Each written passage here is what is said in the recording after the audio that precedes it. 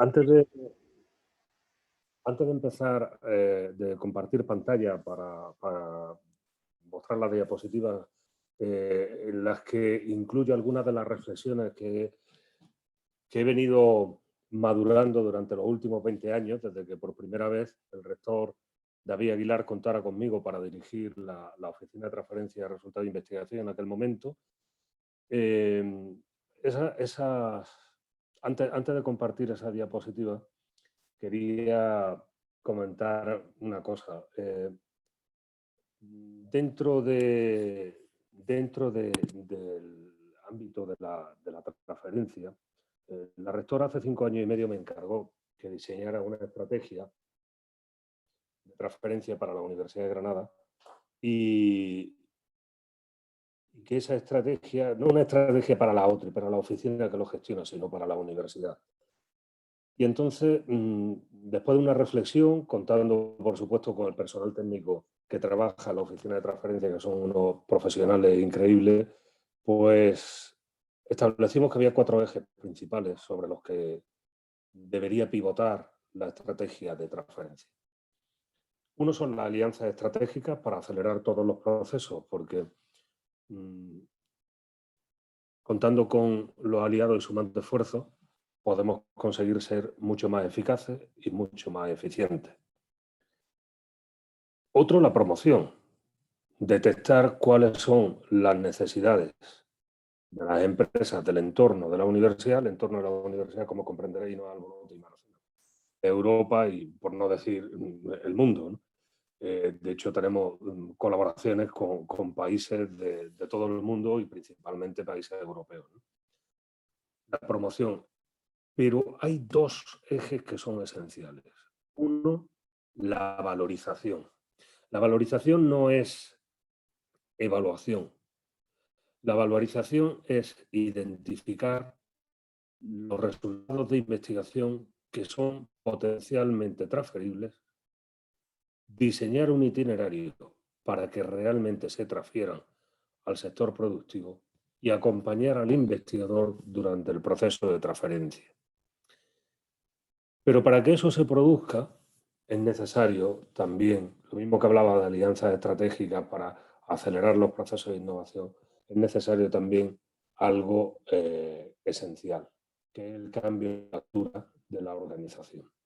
Por eso cuando Tere Pozo, la directora de la unidad, y cuando Jorge me mandan para dar una charla de este tipo, yo siempre manifiesto mi disponibilidad porque vosotros sois el futuro. Y en el cambio de la cultura tenéis un papel esencial, en el cambio de la cultura de la organización. Un papel esencial en inculcar la innovación. Primero, vosotros mismos, en el desarrollo de vuestro inicio en la carrera investigadora y posteriormente transmitiéndolo a los estudiantes a través de la docencia, porque muchos, la mayoría de vosotros, todos queréis hacer carrera académica y la mayoría, muchos de vosotros lo conseguiréis. Entonces, es importante imbuirse de ese espíritu de innovación, tener un conocimiento importante de lo que es la transferencia para poder transmitirlo y poder en conjunto conseguir que la Universidad de Granada se posicione en el lugar que le corresponde por su excelencia investigadora. Entonces, como decía, estas diapositivas para que me vayan acompañando en el discurso y hacerlo un poco más ameno.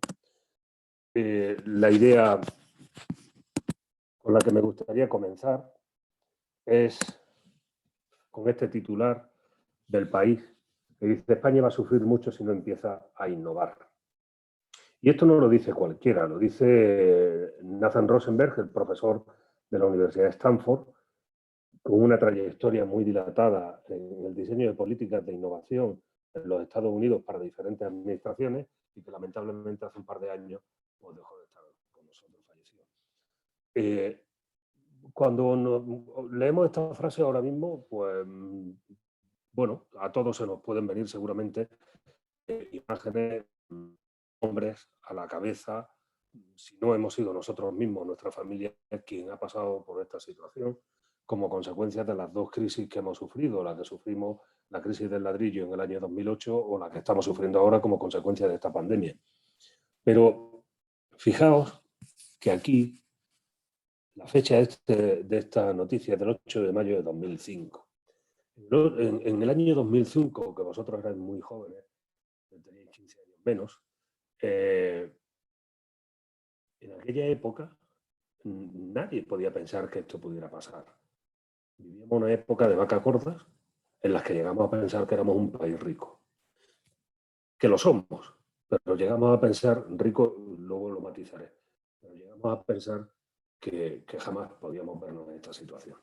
Pero como consecuencia de aquella crisis de la construcción, España ha sufrido mucho y conocemos mucha gente a nuestro alrededor que ha pasado por esa situación. Decía Rosenberg que España está en apuros. Decenas de empresas industriales están planteándose la fuga a países con menores costes laborales. En aquella época yo era director de Innovación y Tecnología en la Agencia de Innovación y Desarrollo de Andalucía y pude ver de cerca cómo una multinacional que estaba ubicada en la provincia de Cádiz planteó su deslocalización y dejaba a 3.000 familias fuera de juego, los dejaba sin trabajo, sin recursos.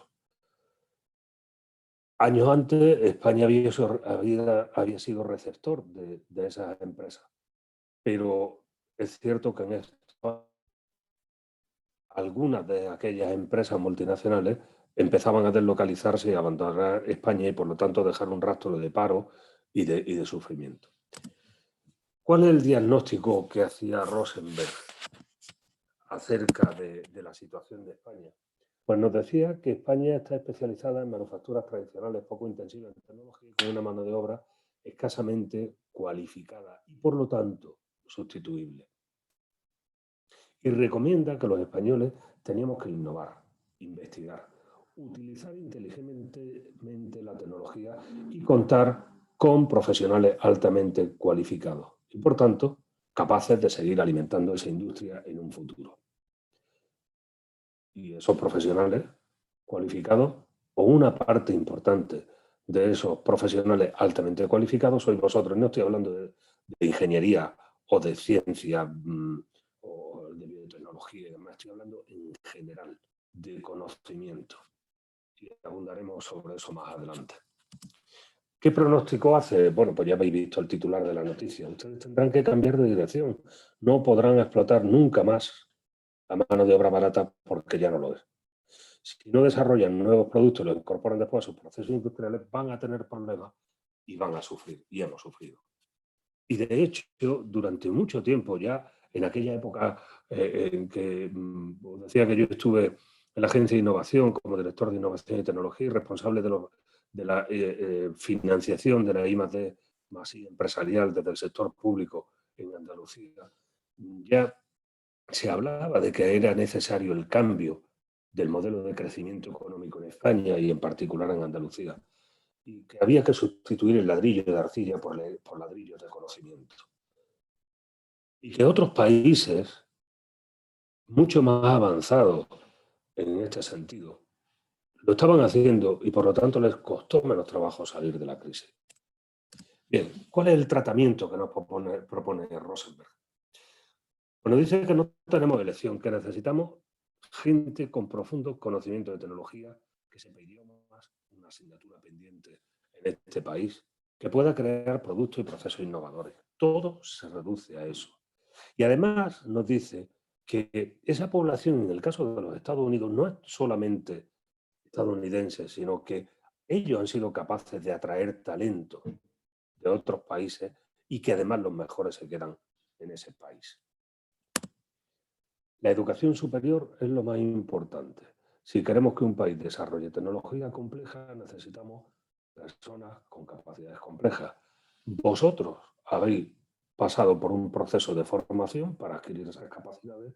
Habéis iniciado otro proceso de formación para seguir adquiriendo esas capacidades y en un futuro cercano, si no ya presente, tenéis que transmitir a los estudiantes este mensaje y tenéis que modelar a esos estudiantes para que adquieran las capacidades complejas.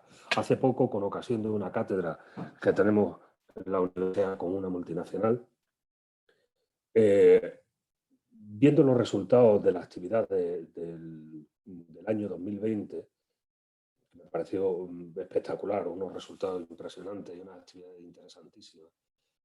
Y les decía yo a los estudiantes que no todos los mármoles tienen la capacidad de ser tallados por Miguel Ángel.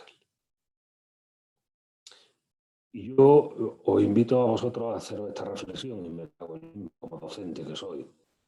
No todos los mármoles tienen la capacidad de ser tallados por Miguel Ángel, pero nosotros también tenemos que procurar, en la medida de nuestras posibilidades, ser Miguel Ángel para poder tallar esos mármoles. Bien, decía que en Rosenberg también que uno de los aspectos fundamentales es fomentar la continua colaboración universidad-empresa y la difusión constante de las ventajas de la tecnología entre la población. Hoy en día yo creo que esto casi que ha calado el mensaje en la sociedad actual, pero hace 15 años yo era miembro de la Comisión de Entorno Social de la Fundación Cotec. La Fundación Cotec es una fundación privada que se creó para fomentar la innovación tecnológica en las empresas. El presidente de honor es Su Majestad el Rey y actualmente la presidenta es Cristina Garmendia, la que fue ministra, anteriormente empresaria, y tenía un grupo de empresas del sector biotecnológico. Y entonces desde esta Comisión de Entorno Social se encargó que se hiciera un análisis de todos los libros de texto que se utilizaban en los colegios o que estudiaban los niños españoles. Y es curioso que en aquella época, en el Ministerio de Educación, que aprobaban estos libros de texto, y en el Ministerio de al lado, de Ciencia y Tecnología, que se creaban programas para fomentar la innovación tecnológica y la creación de empresas de base tecnológica, nos encontramos con una contradicción tremenda. Y es que en esos libros de texto, todas las referencias que había a tecnología y a empresa eran tecnología vinculada a guerra. Por lo tanto, le inculcábamos a los niños que la tecnología era mala.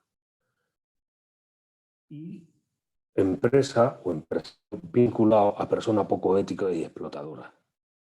Y en el Ministerio de al lado estamos intentando fomentar la creación de empresas de base tecnológica. Bien, pues afortunadamente este concepto creo que ha cambiado sustancialmente y que, aunque sigue siendo necesario difundir la ventaja de la tecnología, ahora creo que todos somos conscientes de esas ventajas, especialmente en una situación como la de ahora que nos permite estar cada uno en un sitio y poder comunicarnos e intercambiar ideas. Pero fijaos que esto que os decía de la economía, del conocimiento, de sustituir el ladrillo de arcilla por ladrillo de conocimiento, cambiar el modelo de crecimiento económico, esto ya lo anunció la Comisión Europea a finales del siglo XX. Decimos a finales del siglo XX, parece que hace muchos años, pero en realidad hace 25 años, que el Libro Verde de la Innovación vinculó dos conceptos hasta ese momento en Europa paralelos, que no llegaban a confluir: conocimiento y economía como clave para el crecimiento económico y la competitividad. Y resalta el papel de las universidades y de los organismos públicos de investigación como agentes fundamentales en los sistemas regionales de innovación. Se habla por primera vez en la Declaración de Bolonia de la universidad emprendedora, y vosotros sois ya producto del proceso de convergencia de Bolonia. Vosotros ya sois promociones que habéis estudiado en la universidad en el nuevo marco que establece Bolonia. Pues el nuevo marco de Bolonia también introduce el concepto de universidad emprendedora capaz de participar en el proceso de innovación tecnológica. Y todo ello como una estrategia que se establece en Europa para conseguir competir con las economías más potentes del mundo, que en aquel momento eran Estados Unidos y Japón. Evidentemente ahora China ha irrumpido en el escenario y va a seguir adelantando posiciones. Y el otro día en una conferencia escuché a alguien muy bien documentado que dentro de poco India será también una potencia económica mundial.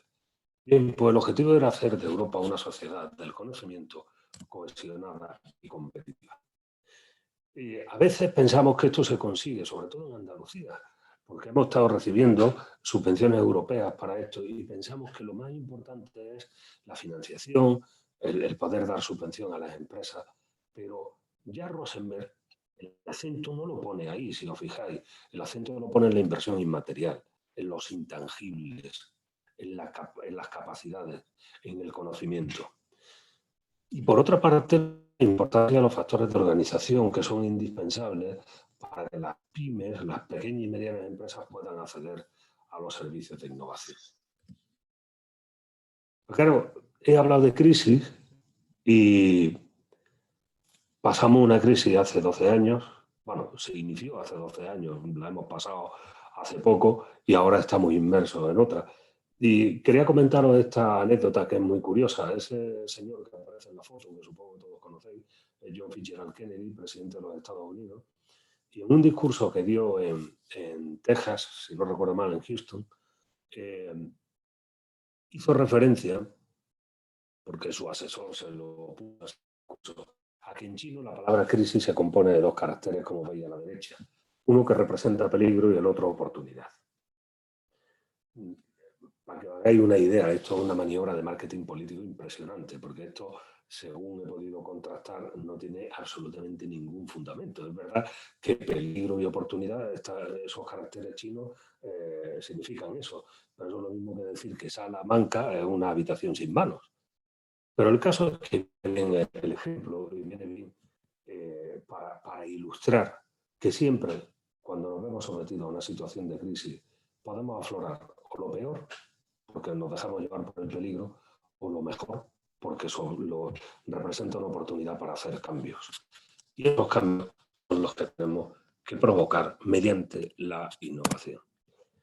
¿Y por qué hasta ahora y se ha hecho mucho, y ahora os contaré, se ha hecho mucho, pero por qué todavía seguimos hablando de la necesidad de establecer nuevos cauces de colaboración con la empresa, del cambio en la cultura de la organización? Pues porque no es fácil, hay que ponerse en el lugar del otro y darse cuenta de lo difícil que es. Vosotros ahora sois muy jóvenes, tendréis entre veintitantos años y, bueno, aunque tengáis un conocimiento de la historia, pero no habéis vivido esa historia y os van llegando mensajes, pero no es fácil, sobre todo en estructuras que llevan mucho tiempo funcionando. Y para poder provocar ese cambio, yo a mis alumnos de Teleco, en primero, en segundo, de Teleco, siempre les digo que cuando no sepan resolver un problema, como en la película El silencio de los corderos, que no sé si la habéis visto, pero es un clásico. Aníbal Lecter le decía a la psicóloga del FBI, cuando no sepa resolver un problema, acude a los primeros principios.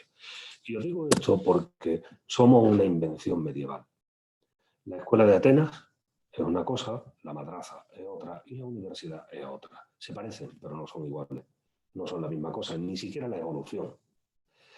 La universidad surge en la Edad Media del año 1083, surge en Bolonia, hace casi 1000 años. En Granada sabéis que estamos a punto de cumplir 500 años. Y eso tiene sus ventajas y sus inconvenientes. Tiene su inercia y por lo tanto es difícil cambiarla, pero también tiene lo que llamamos solera. Si os gusta el coñac, sabéis lo que es la solera. Esa es la carátula del expediente de mi tía María. Mi tía María estudió magisterio en el curso 3940, inició sus estudios en la Universidad de Granada, justo al acabar la Guerra Civil. Fijaos el nombre de la universidad. Universidad Literaria de Granada. Estamos hablando de la necesidad de que la universidad contribuya al desarrollo tecnológico de la región, del país, al cambio del modelo de crecimiento económico. Pero partimos, como muchas otras universidades, de una universidad literaria. Esto no quiere decir que las letras sean incompatibles con lo que estoy diciendo en absoluto. Puedo poner algunos ejemplos, porque la imaginación al poder. Puedo poner algunos ejemplos de empresas que han surgido del ámbito de las humanidades y que están triunfando del ámbito de la educación, del ámbito de la arqueología, de la documentación. Y no siempre cuando yo hablo de capacidad de hacer, no hablo de informática, de electrónica o de biotecnología. Pero es cierto que es nuestro punto de partida y por eso es necesario ese cambio en la cultura de la organización para orientarnos. Muchas veces cuando me reúno con empresarios les digo, a los universitarios nos pagan por pensar,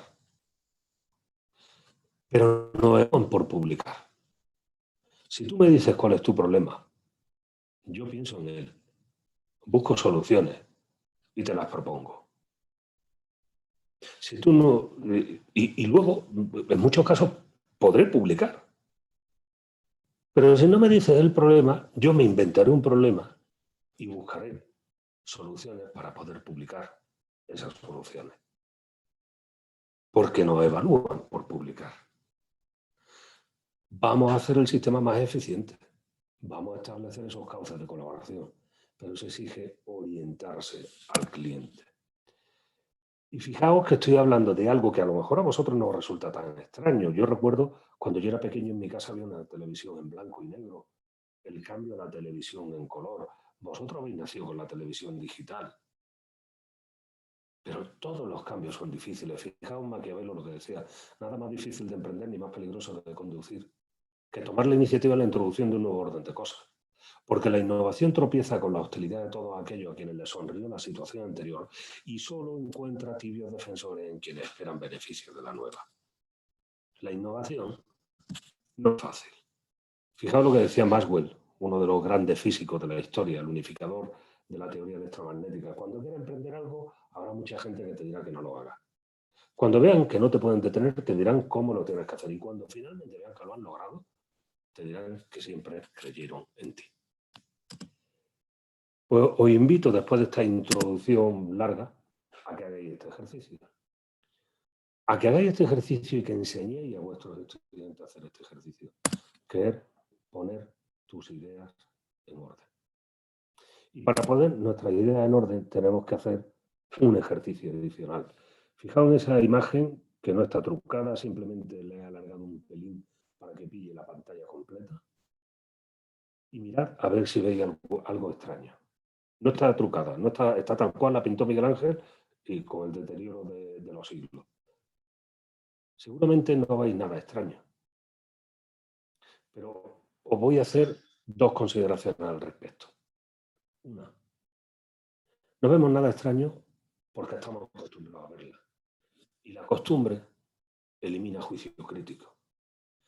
Segundo, en aquella época, en el paraíso terrenal, que es la imagen que se representa, entenderme lo que estoy diciendo, no existen los gimnasios. Y Adán tiene una musculatura propia de Mr. Universo. Y Dios Padre, porque el velo de pureza que le hicieron poner después a la pintura de Miguel Ángel le tapa las mollas, pero son imágenes un poco exageradas. ¿Pero por qué son exageradas? Pues según cuentan, porque Miguel Ángel, que era un maestro de la perspectiva, y que cuando él pintó este fresco en la Capilla Sixtina no existía el zoom ni podría existir, pintó para que se viera desde abajo y deformó la figura de tal forma que desde abajo, porque se orientó a su cliente, que era Julio II, el mecenas, el Papa mecenas, y todos los que visitaron la Capilla Sixtina, se orientó a su cliente para que lo hubieran funcionado. Si nos acercamos se ve la desproporción, pero si se ve desde abajo, se ve proporcionado. Por eso os decía dos conclusiones.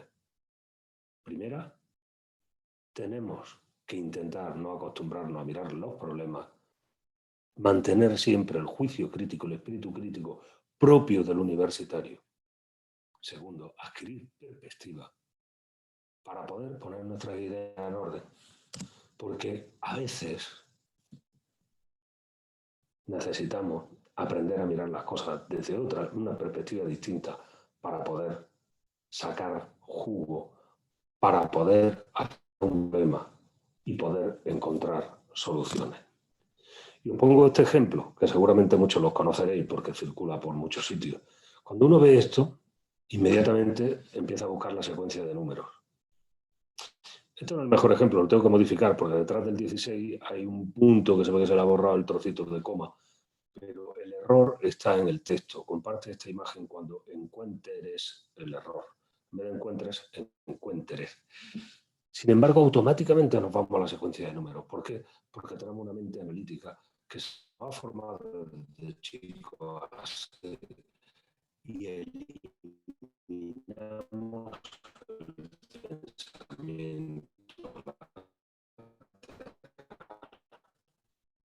para ser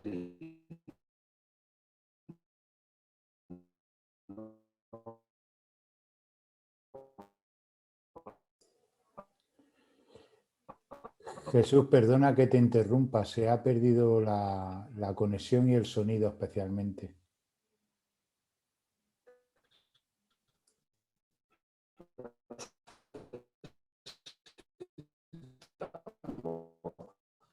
pensamiento.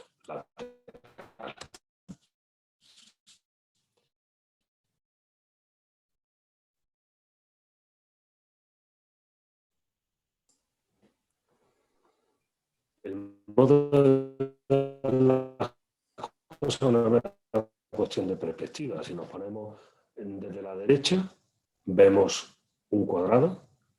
Si nos ponemos desde la izquierda, vemos un círculo. Cuando tenemos...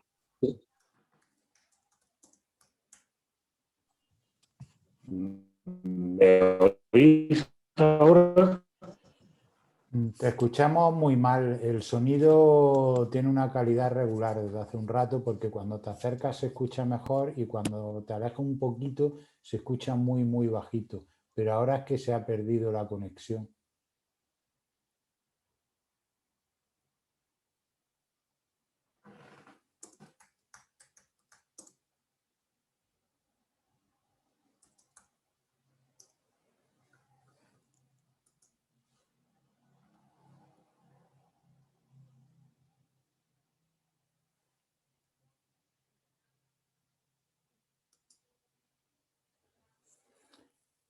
Creo que Jesús se ha desconectado para volver a entrar. Vamos a darle un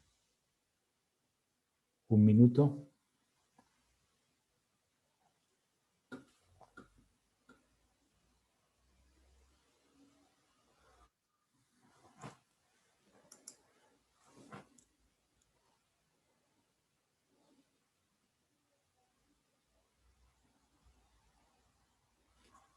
¿Se me oye ahora? Yo sí te oigo correctamente. Parecía que había un problema que no...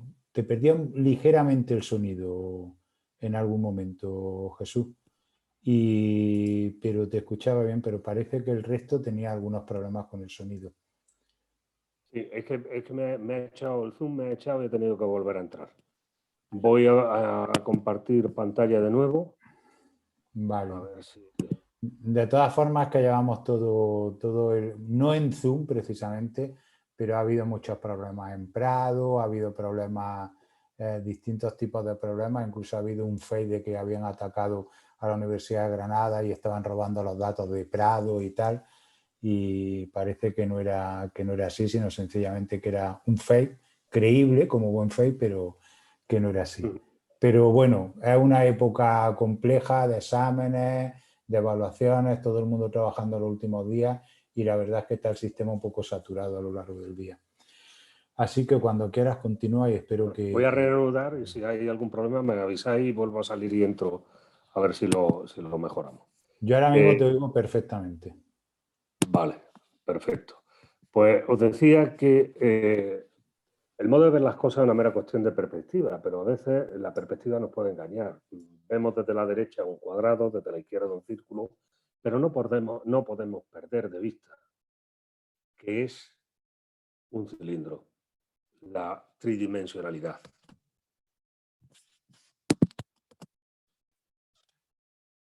Por lo tanto, si adquirimos esa perspectiva y retomamos lo que decía de recurrir a los primeros principios, la universidad, que es una invención medieval del siglo XI, surge como una corporación. De hecho, la palabra universidad toma su nombre de un vocablo latino que en la Baja Edad Media, según el Digesto de Justiniano, que es del siglo VI, el primer Código Civil, universitas era una palabra que se utilizaba para designar a una corporación, a la agrupación de gremios que se unían para defender un interés común. Y surge como una agrupación entre magistrorum, profesores, et scholarium, estudiantes, con un objetivo común que era la transmisión del conocimiento. Por lo tanto, la universidad surge para transmitir el conocimiento con algunos rasgos de identidad, como la internacionalización. Los profesores tenían que obtener la licencia o bico docendi, la licencia para enseñar en cualquier sitio. Esto suena al Erasmus Plus. Había movilidad de estudiantes, que ahora le llamamos Erasmus. Y durante 8 siglos se mantiene con esa única misión, la transmisión del conocimiento. Pero en el siglo XIX, principio del siglo XIX, en Francia y Alemania hay un movimiento impulsado por Napoleón en Francia y por Francisco I en Alemania, a través de Jasper, del filósofo, y de von Humboldt en Alemania, para redefinir la misión de la universidad. Y entonces se pone la investigación, la generación de conocimiento como fin principal de la universidad. Y en el siglo XX es cuando surge por primera vez la transferencia de conocimiento, llevar ese conocimiento hacia el sector productivo con la finalidad de contribuir al fin último, que es el bienestar del ciudadano como servicio público que somos. Bien, pues, fijaos que es necesario adquirir perspectiva para saber dónde estamos. Esa imagen que os ponía antes, que decía, hay que ponerse en el pellejo del otro y ver lo difícil que es. Tenemos toda esa inercia. Y la universidad clásica, que dentro del sistema de innovación se mueve en el entorno científico, se le pide desde la instancia europea a finales del siglo XX, hace 25 años, y la sociedad lo demanda, y ahora más que nunca se nos pide que ejerzamos un movimiento hacia una universidad emprendedora. Pero la empresa tradicional que se mueve en el sistema de innovación, en el entorno productivo, también tiene que moverse hacia una empresa innovadora. Y ahí es donde puede haber flujo de conocimiento. Ahí es donde podemos llegar a entendernos, en esa interfase. Y ese entendimiento es lo que llamamos transferencia de conocimiento.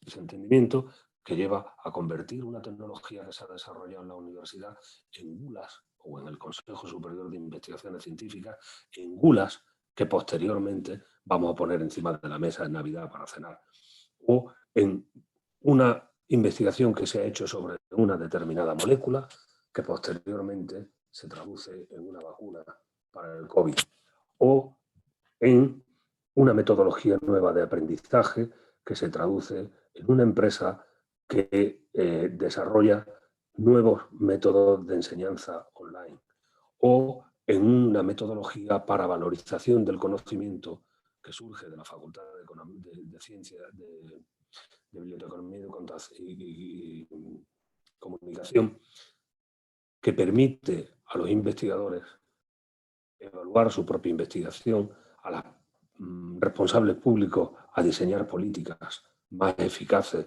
para impulsar la investigación y la innovación, etcétera, etcétera. No es esperable que nadie piense que estoy dando una versión mercantilista de la universidad en absoluto. Esto forma parte de la responsabilidad social. Nosotros investigamos y se están beneficiando empresas de muchos sitios, y lo que estamos diciendo es que tienen que beneficiarse también nuestro entorno más inmediato. Por supuesto, el conocimiento es universal. Pero incluso así es necesario mantener la ciencia básica, las humanidades. No es esperable que todos los investigadores del sistema público tengan una vocación hacia la empresa. No es esperable. Pero, perdonad, porque parece que me están diciendo que se escucha abajo otra vez. ¿Se me oye bien? Jesús, es que en ocasiones el sonido, no sé, se va bajito, se te escucha de repente muy fuerte. Supongo que será pérdida de ancho de banda, seguramente. Seguramente. Mientras yo, hombre, pido a los oyentes sobre todo un poco de paciencia, mientras podamos seguir el contenido, aunque sea con un plus de atención, pues vamos a intentarlo porque parece el sistema va bastante saturado. En el momento que ya, como pase la última vez, que se pare la imagen o el sonido sea absolutamente inaudible, pues entonces le decimos a Jesús que por favor retome la conexión para ver si se retoma con un poquito más de calidad, ¿vale?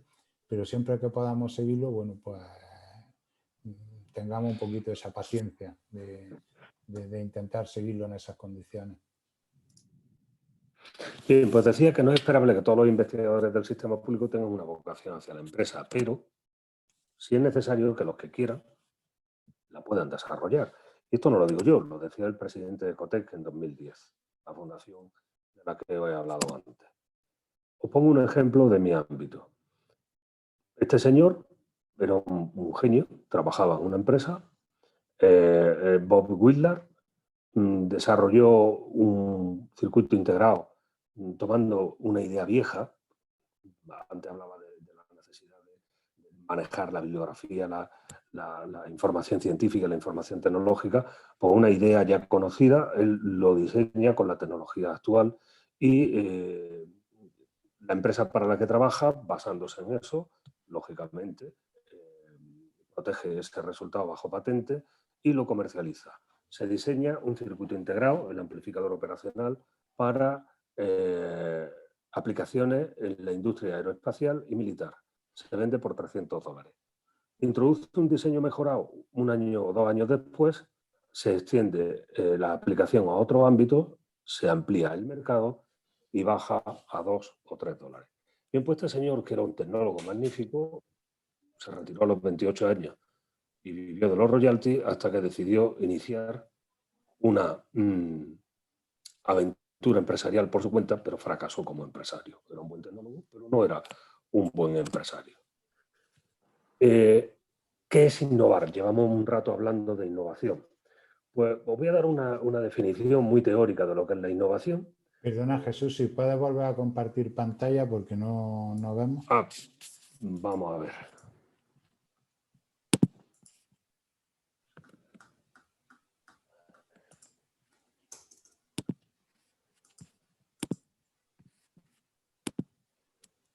¿Ahora?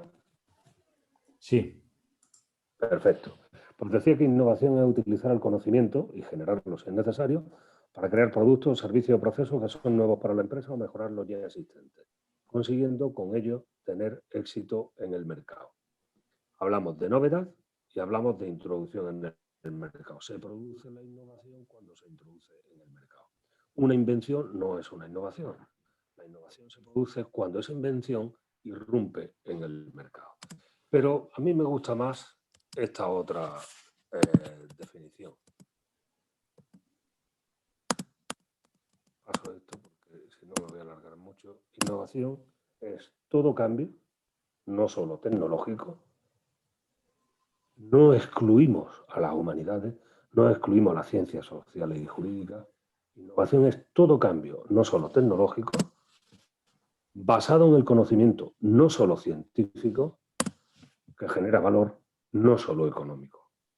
También se genera valor social, etc. Os pongo algún ejemplo.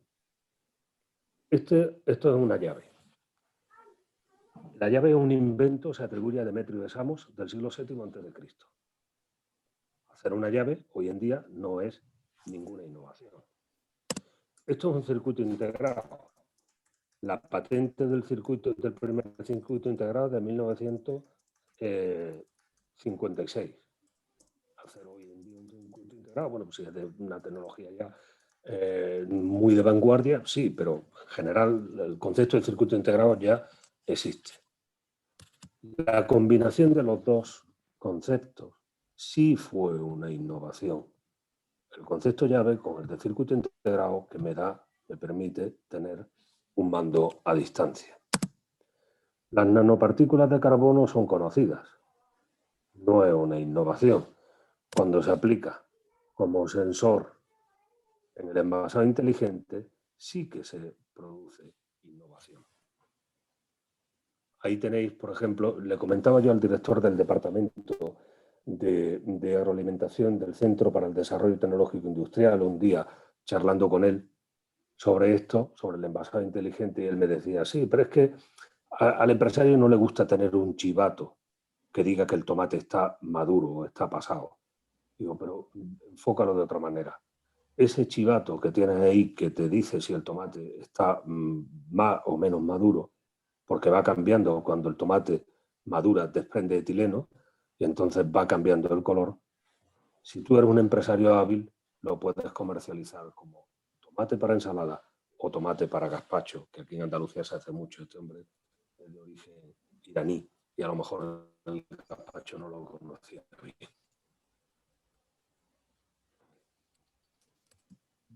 ¿Quieres innovar? Pues piensa en algo que des por hecho y ahora piensa cómo sería mejor. Y produce innovación, generas innovación. Bien. No hay que perder de vista que la transferencia de conocimiento es muy importante. Tener en cuenta que el objetivo es contribuir a mejorar la competitividad de la empresa para generar riqueza. En una charla similar a esta, alguien del público, alguien de los asistentes me dijo el tema de la empresa, pues que parecía que fuera social, ¿no? Una empresa manejada, lógicamente, por gente con criterio y con ética, genera riqueza. Cuanto más dinero gane, más impuestos debe pagar. Y luego los gestores públicos tendremos que hacer una gestión eficaz de esos impuestos para que repercutan en el fin último, que es el bienestar del ciudadano. Y os pongo este prisma, la difracción de la luz, porque los servicios, todos los servicios, el conocimiento que generamos, las patentes que protegen las tecnologías, la relación universidad-empresa, la innovación, todo eso no son fines, son los diferentes colores que es mejorar la competitividad de la empresa o contribuir al desarrollo económico de una región, en definitiva. Bien, me gusta porque vosotros estáis en una fase en la que os estáis capacitando, y retomo el discurso inicial de Rosenberg, cuando Rosenberg hablaba de capacidades complejas, gente con capacidades complejas. Si habéis visto la película, el general Máximo, cuando lo van a justiciar los pretorianos por orden del emperador, está en inferioridad de condiciones. Tiene las manos atadas, delante lo hincan de rodillas en el frente del Danubio, en Germania, y le van a cortar sus derechos como ciudadano romano, exige, y como militar, exige que se le mate con honor, se le justicie con honor. Le conceden ese derecho y en ese momento, para morir con honor para un romano era que le clavaran el clavius en la nuca. En ese momento él se incorpora, al pretoriano que lo va a justiciar le quita la espada y aunque está en inferioridad de condiciones, consigue vencer. Pero es que el que tiene enfrente, cuando va a sacar la espada, se le queda atascada. Le dice, la helada a veces hace que la hoja se atasque. El conocimiento normativo, la destreza, el entrenamiento y el conocimiento del medio le dan una ventaja competitiva. Y eso es lo que nosotros adquirimos con la formación y con la experiencia. Y es lo que tenemos que transmitir a nuestros estudiantes. El fracaso, vivimos en una sociedad en la que la cultura del fracaso nos impregna por todos sitios. Pero tenemos que luchar contra eso. En otros países no lo es. El fracaso es la oportunidad de empezar otra vez con más inteligencia. Yo pongo varios ejemplos. Siemens en 1866 dijo que el telégrafo de aguja y dinamo decía que el fonógrafo no tendrá ningún valor comercial. El presidente de IBM dijo que en el mundo no habrá mercado para más de 5 ordenadores y liberó la patente que protegía al personal computer que tenía IBM. Y fijaos la extensión que tuvo después. Sin embargo, el Instituto de Investigación de New Jersey lleva su nombre porque, a pesar de ese fracaso, tuvo mucho éxito. Ken Olsen, el presidente de Digital, fue el único que acertó. No hay razón para que un individuo quiera tener un ordenador en casa, porque todos queremos tener más de uno. Unas veces se gana y otras se aprende. Y eso es fundamental, enseñárselo al estudiante y aplicárnoslo a nosotros mismos. ¿Y por qué os digo esto en una charla de innovación? Porque la innovación está íntimamente ligada al pensamiento positivo. Fijaos, pongo ejemplos de algunas empresas que he conocido. Carbures nació con el nombre de Easy Industrial Solution y nació en la Universidad de Cádiz. Un chaval, estudiante de ingeniería química, que le dice a su profesor, a su maestro: yo quiero montar una empresa. Su profesor tenía una tradición amplia de trabajo en colaboración con dos empresas del sector aeronáutico, con Airbus y con EADS Casa. Llamó a sus contactos allí y le dijo: voy a mandar a un chaval, y a este le dijo: fíjate hasta en cómo respiren. Montaron una empresa cuyo modelo de negocio era sustituir piezas de aviones metálicas por piezas de fibra de carbono. Tenían mayor resistencia y menor peso. Y un día este profesor reunió al equipo de la empresa y les dijo: ¿qué somos? Y dijeron: una empresa del sector aeronáutico. Y dijo: no, somos una empresa que hace que al ferrocarril, al automóvil y a otros mercados. Esta empresa ahora mismo cotiza en el mercado alternativo bursátil y está valorada en 500 millones de euros. Os pongo otro ejemplo para no extenderme más. IDDT no existe el logo porque desapareció. Esta empresa tuvo muchos proyectos y recibió algunos premios por su investigación, orientados a desarrollar una tecnología que se llama Lab on a Chip, un laboratorio analítico en un chip con capacidades analíticas para medir variables biológicas. Cuando ya tenían la tecnología disponible, cuando la tenían desarrollada, buscaban inversores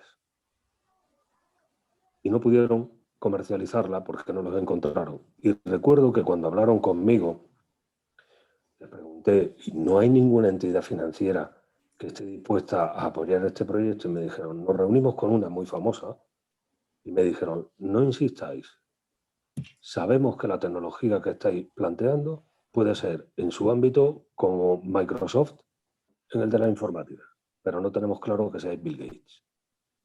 Por eso hablábamos antes de capacidades complejas, y esas capacidades complejas son las que desarrollamos en nuestro periodo de formación.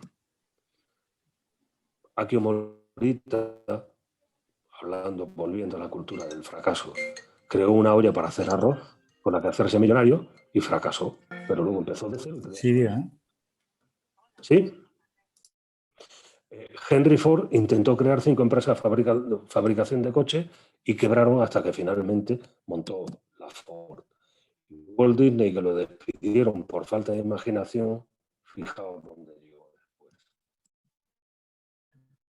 Gordon Moore y Bob Noyce trabajaron con un premio Nobel, fundaron en el Silicon Valley una empresa con 6 colegas más, y finalmente aquella empresa, Fairchild, que no se conoce, seguramente para los que no sois del ámbito de la electrónica no os suene, pero finalmente montaron Integrated Electronics, más conocida por Intel, que sí la conocéis prácticamente todos.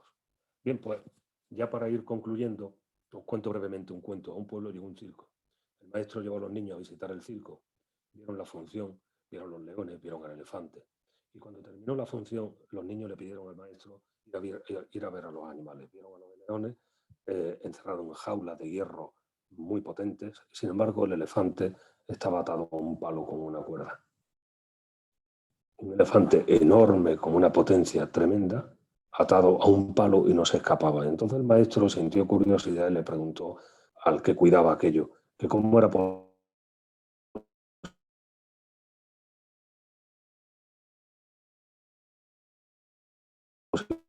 que no se escapara. Y le dijo: este elefante está desde pequeño aquí. Y intentaba una y otra vez soltarse, intentaba, y no podía, caía agotado y se dormía, hasta que un día dejó de intentarlo. Creció, desarrolló capacidades, pero no era consciente de ellas. Y sigue pensando que no es capaz de soltarse. ¿Cuántos palos tenemos nosotros? ¿A cuántos estamos atados? Y permitidme, si somos docentes y estamos desarrollando la carrera docente, tenemos una misión importante para hacerle ver a nuestros estudiantes que pueden soltarse de esa estaca. Los grandes descubrimientos de la historia se han producido por casualidad, pero fueron observados por mentes preparadas. Yo decía que la innovación va unida a la positividad. Una mente negativa nunca nos va a dar una vida positiva y, por supuesto, no nos va a hacer innovadores.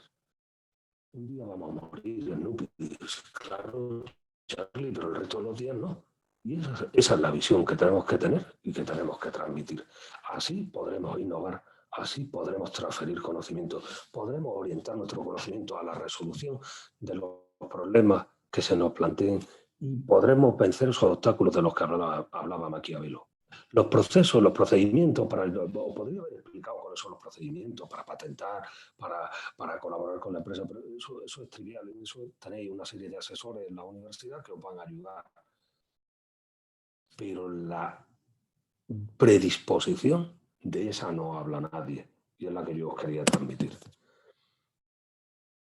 Fijaos el titular de esta entrevista que le hicieron a este señor, un catedrático de la Universidad de Harvard, el padre de la teoría de la inteligencia múltiple, un neurocientífico. En el año 2016 le dieron el premio Príncipe de Asturias y vino a Barcelona a dar una serie de conferencias. Y llamó la atención en la entrevista que le hizo el periodista, porque decía, una mala persona no llega a ser nunca un buen profesional. Y le preguntan sobre esto y dice que descubrimos que no hay buenos profesionales que sean malas personas. Las malas personas no pueden ser profesionales excelentes, no llegan a serlo nunca, tal vez tengan la pericia técnica, pero no son excelentes. Y le pregunta el periodista, ¿no puede ser excelente como profesional y un mal bicho? Y dice, no, porque no alcanzas la excelencia si no vas más allá de satisfacer tu ego, que en nuestra profesión está muy extendido, tu ambición o tu avaricia. Si no te comprometes, por tanto, con objetivos que van más allá de las necesidades, de tus necesidades para servirlas de todo, y eso exige ética. Y cuenta algo muy importante y enlazo con lo que decía al principio. No estoy hablando de ingenierías, de biotecnología, estoy hablando de conocimiento, y el conocimiento abarca todas las disciplinas. Fijaos lo que dice, puedes vivir sin filosofía, pero peor. En un experimento con ingenieros del MIT descubrimos que quienes no habían estudiado humanidades, cuando llegaban a los 40 y 50, eran más propensos a sufrir crisis y depresiones. La universidad tiene que ser una formación integral, pero sobre todo una formación como persona.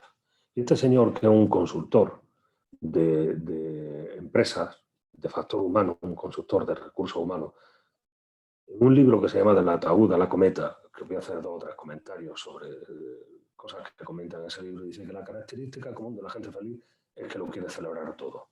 Y la de la gente infeliz es que no quiere celebrar nada. Las emociones negativas duran 140 minutos, las positivas 60. 3 malos ratos por la mañana nos han fastidiado el día. Y en nosotros está la capacidad de evitar eso. Y dice, durante mis años de estudio y de trabajo profesional me he encontrado todo tipo de personas, las que se quejan todo el día, las que impiden a otros ser felices, las que tienen tanto miedo de avanzar en buscar la felicidad que se quedan permanentemente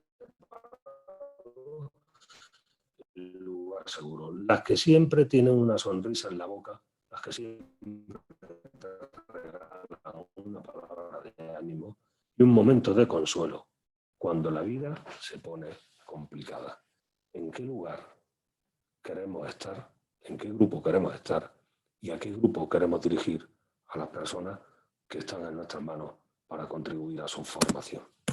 Y este hombre que fue a Conas de Vending, pues fue un viaje y bajó a cenar en el hotel en el que estaba alojado y se encontró allí un señor que le dijo, y empezaron a hablar, y le dijo, ¿cuáles son las 4 cosas por las que te levantas cada mañana? Y este hombre empezó a pensar y al cabo de un rato llegaron a la conclusión de que esas 4 cosas eran la salud, el trabajo, los amigos y la familia. Y le dice este hombre, ahora puntúa de 0 a 10 la importancia y el tiempo que le dedica a cada una de ellas.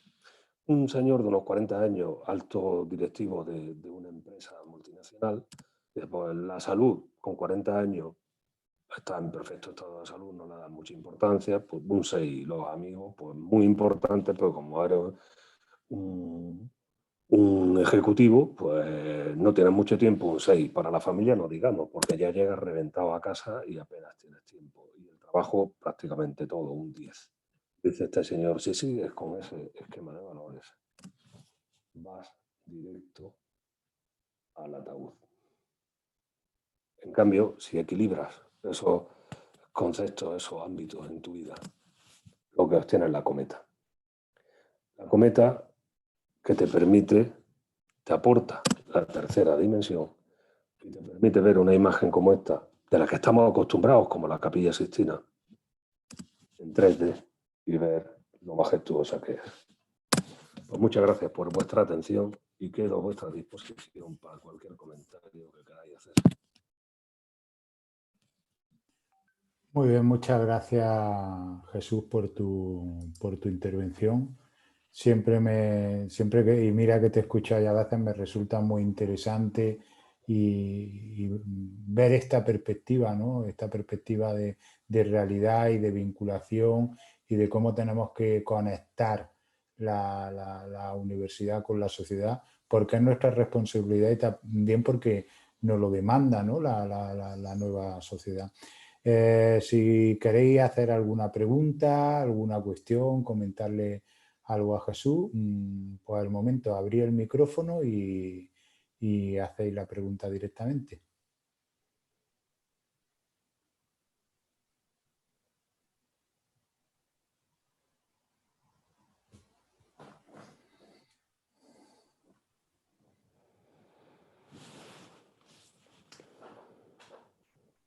Más que nada he querido dar una visión de las cosas que no vais a encontrar en los libros ni por internet, sino que son reflexiones y experiencias personales y que nos permite enfocar este reto de la transferencia, de la relación con la sociedad, de revertir en la sociedad lo que la sociedad aporta a la universidad. Verlo con perspectiva y en su justa medida. A veces estamos tan cerca de un problema que no sabemos verlo con toda la profundidad que tiene.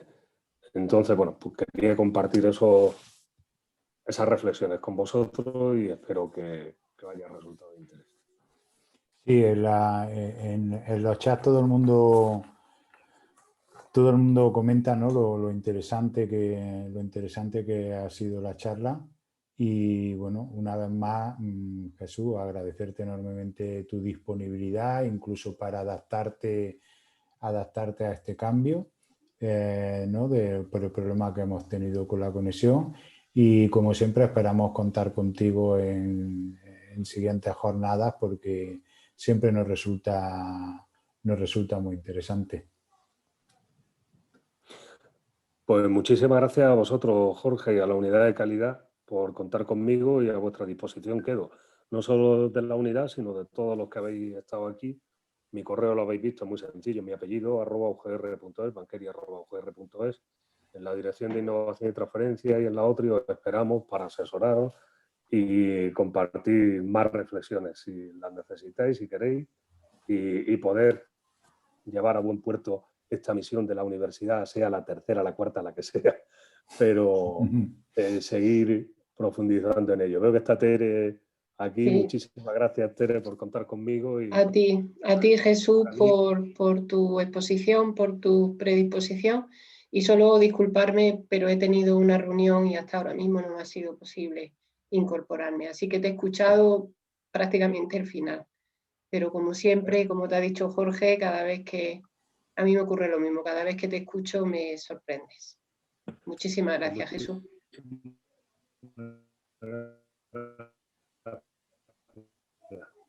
Muchísimas gracias. Contad conmigo. Habéis escuchado a los becarios, a nuestro futuro. Por supuesto, todo lo que pueda echar una mano, todo lo que esté en mi mano, contad conmigo. ¿vale? Muchas gracias. Venga, Que gracias. tengáis una buena trayectoria académica. Venga, Gracias, gracias. hasta luego.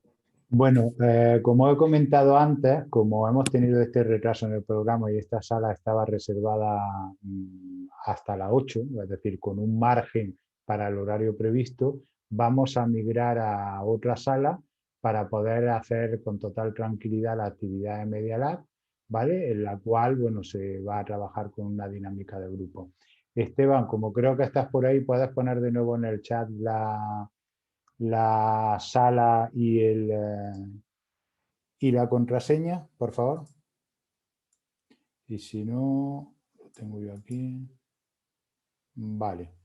Pues ahí la tenéis, así que, bueno, por favor, si además alguien se despista y a través del chat privado o WhatsApp o algo dice algo, por favor, hacerle mención de que hemos tenido que migrar a esta sala porque como esta era una sala reservada, no permitía cambiar el horario o extender el horario, pero en esta ya podremos desarrollar el resto de la acción de hoy que queda, que es este taller con Media Lab. Sabéis que Media Lab trabaja dentro de la Universidad de Granada la cultura digital y bueno, va a hacer una actividad que yo creo que va a resultar muy, muy interesante dentro de esta cultura digital. Está al frente de Media Lab Esteban Romero Fría, aunque va a trabajar con un equipo. Así que nada más. Por favor, migrar a esa sala y espero que sea interesante. Venga, ahora nos vemos en la siguiente sala. Venga, hasta ahora.